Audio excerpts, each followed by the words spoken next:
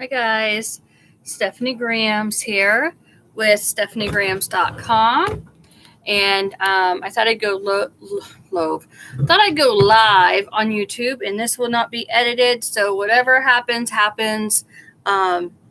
Wish me luck. Okay, so I went live in my group today, and or actually early this morning, so I thought I'd just do that here too. Some of you are not in the group, and it's free to join no matter where you live. You can still join that group. Let me make sure my phone is turned off. Okay, and sorry. So I'm just going to give you a second to join in, and it's August 24th, 2021, and I'm going to actually talk about sewing businesses I've owned. So listen, I've been a serial entrepreneur since I was like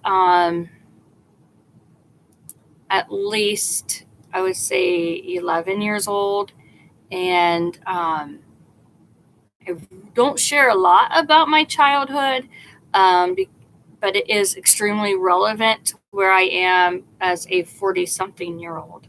So that's not what this video is about. And anyways, so I will go into detail in just a minute and share some tips with you. So let me get this done. I need to help my daughter with something. I'm still trying to get the studio set up. So if you are watching any of the YouTube shorts or following me on TikTok, actually I posted it to Instagram under memory_bears_coach. So that is the username. Let me write that down for you.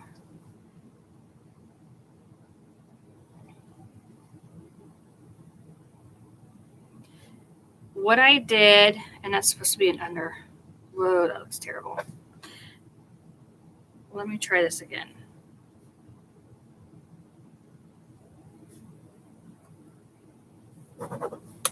Right here. This is where you can find me on Instagram. memory_bears_coach. I talked about these curtains and these Dollar Tree, Family Dollar Tree, because it's one store for me in my area. Family Dollar bought out Dollar Tree, or anyways, whatever. So these were $1. You get 12 for $1. And I talked about how I set up my filming area. All right. So let me give everybody just a second, because this might be going on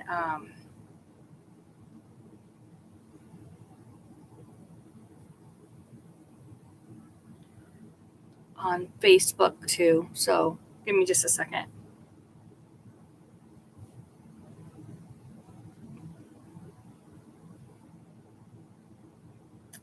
Okay. I'm going to talk about 12 ways to build your sewing business customer base, and it may work for you. It may not work for you. I don't really know, because I don't know your situation, but I think that this might be helpful for you. This is not an exhaustive list at all. It's basically, you look at this list as options, right?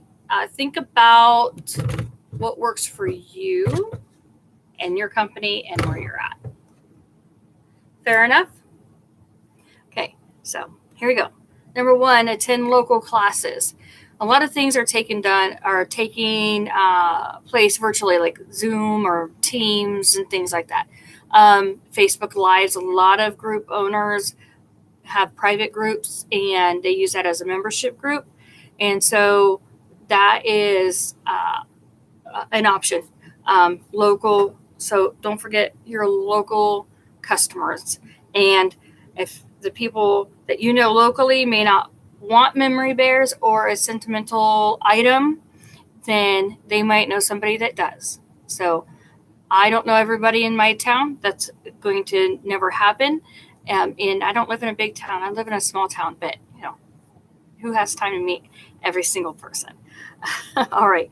Number 2, join or host a hobby or interest group. Either join a hobby group or an interest group or host it, right?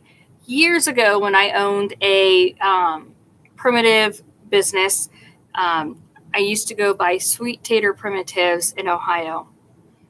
I would hold open houses, and what happened was a friend of mine would open their house, and I would set up all my goods and wares that I made, and they would invite all their friends, and they would come over, and I'd supply a small snack or drink. And I'm pretty sure that they're called pop-ups now, but it was the same thing, just a different name. Okay, so that's something you can do. You can host it in your house, your backyard, your garage, rent out a cafe, rent part of a restaurant, whatever works for you and whatever is legally allowed wherever you live. Number 3, third tip, attend network events such as BNI and meetups. So BNI is a business networking group. Business owners pay a membership to join, and they pass referrals from one another. That, when I joined that group, another business, like I said, I've been a serial entrepreneur. I have reached success in every company that I've owned and ran. And remember, you define success. What success is to me may not be the same meaning it is to you, but it was successful to me. I did what I set out to do. I reached the people I needed to reach. I educated individuals, that kind of thing, right? So when I joined this particular BNI group, my company soared. And the company that I had at that time was a virtual assistant. I was a VA, virtual assistant. I did that for 13 years. And I was in charge mainly with building WordPress websites, managing eBay stores. Etsy was not around at that time, so eBay was the place. And I also was in charge of marketing and publicity for business owners, all types of business owners. And I helped with nonprofits and things like that. So I utilize all of that now as a Memory Bear business coach is the nickname that I have. So look at the business meetings that you have in your area, whether they're online or in person. Try to attend. Make it a goal for you to attend, all right? Number 4. This one sounds silly, but it's the truth. Go to your friend events and family events. So I'm not always able to go to family events. I have a very large family, and there's many, many of us. And on top of that, I have my own family, and I juggle my own family schedules and things like that. But it's really important that if you can attend events, that you go, because really this whole list, if I take this whole list of 12 ideas, the idea behind it is this. You will want to get out of your sewing studio, and you will want to get to know people, because the whole thing with business growth is getting people to know you, like you, and trust you. It's the know, like, trust. That is how you expand any company, any business that you have. You want people to get to know you, like you, and trust you. All right. So definitely think about that in the back of your mind while I finish this list of 12. All right. Start a chapter or an organization or a club. I am in the process of starting a local bereavement. Sorry, it's such a mouthful. Group for bereaved mothers. I am a bereaved mother. I had a miscarriage in 1993, and then I lost my last child when she was 14 months old in 2001, Hannah Grace, and she went misdiagnosed for 3 months by several physicians.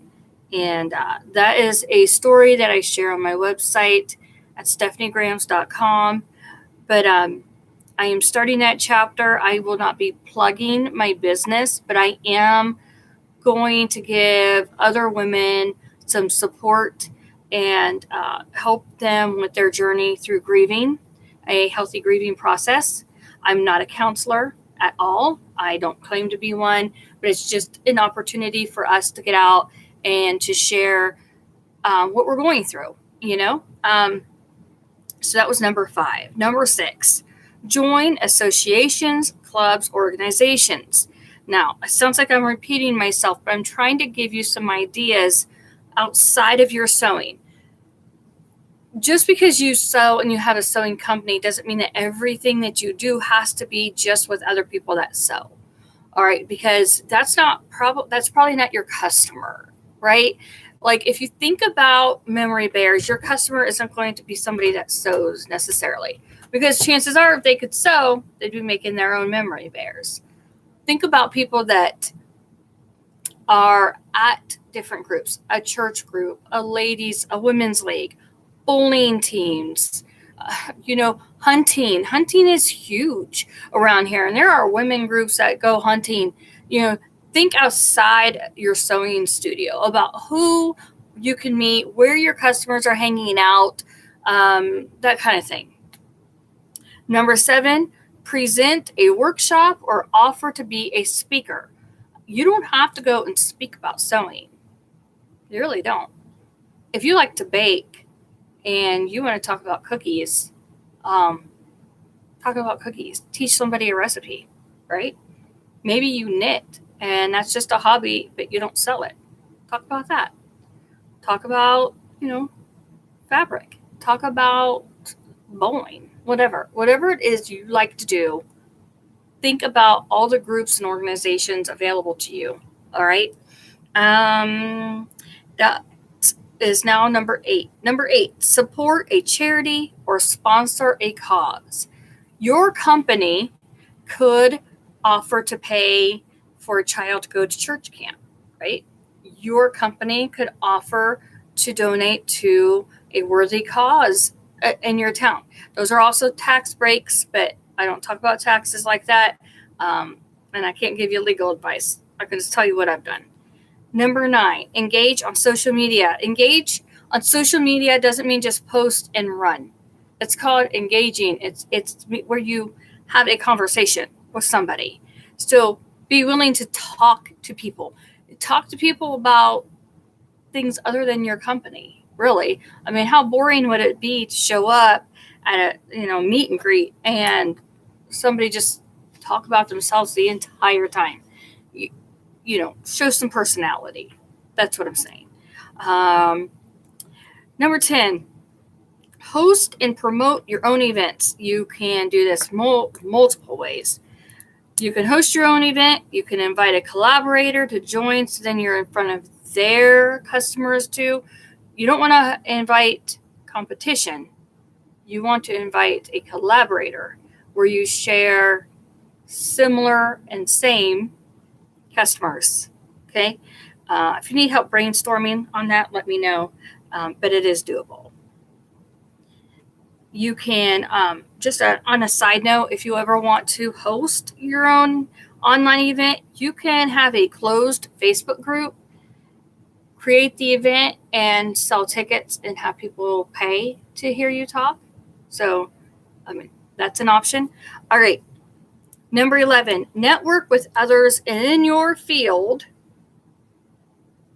You could do that online and in person.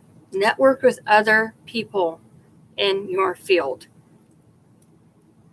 There's something I don't quite understand.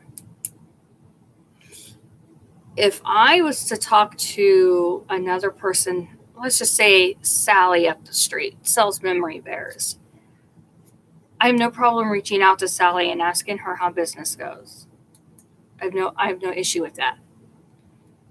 Because here's the thing. Maybe Sally only makes one type of memory bear and her customer doesn't want that one. Sally could refer her customer to me and earn a referral fee from me.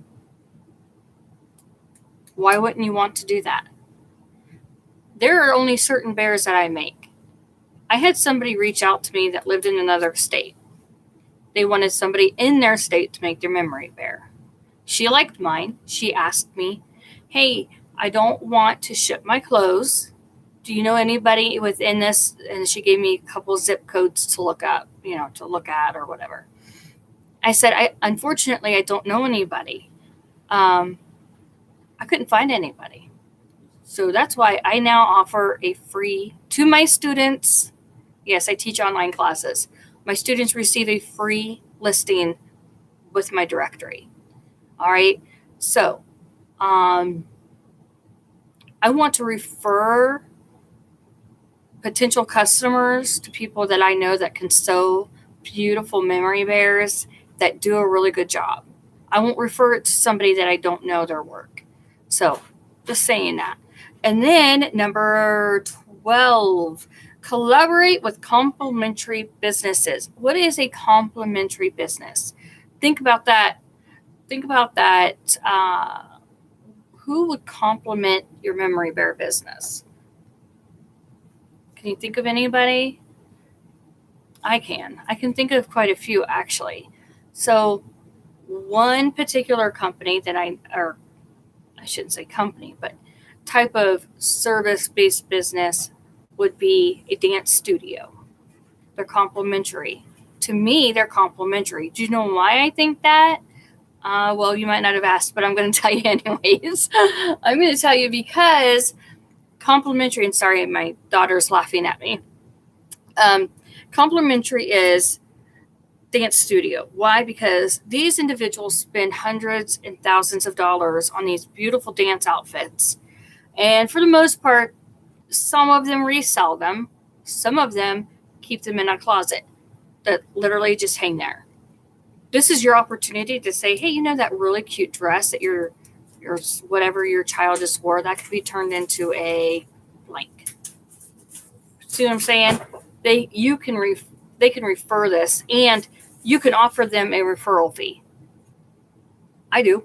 If somebody sends me a customer, I give a certain percent of money back to that person that referred that paying customer. And I go into deep details in my online classes. So, and I also have a book. I've published a book to help memory bear business owners.